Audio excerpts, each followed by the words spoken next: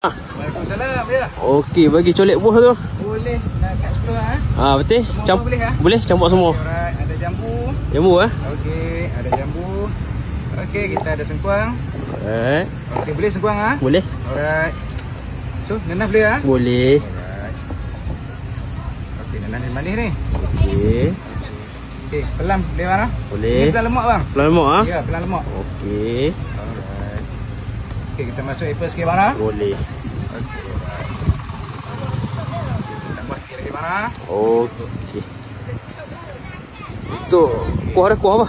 Okey, kuah rojak bang. Kita buat kuah ni pekat sikit bang. Okey. Kuah dia pekat sikit bang Oh, pekat-dekat lah. Ya, pekat melekat bang. Okey. Alright.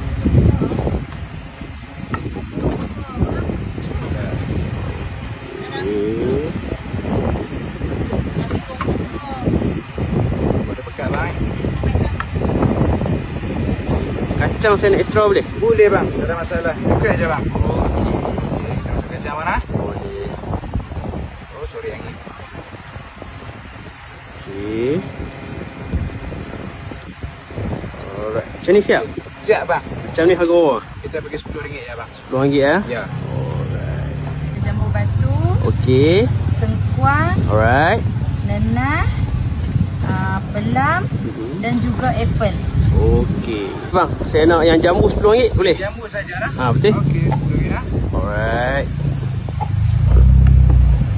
Bagi nak jambu ni. Betul. Asam saja bang. Alright. Sorry bang, angin sikit bang. Okey. Asam pun nak extra lah. Boleh bang. Okey bang, angin kuat. Okey, kita buat. Alright. Macam ni Okey, siap yang ni dengan harga RM10 RM10 saja bang.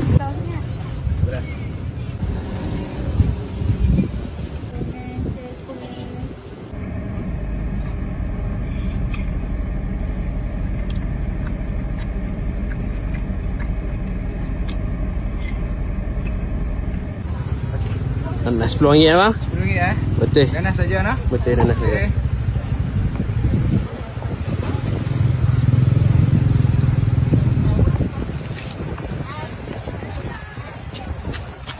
Okey.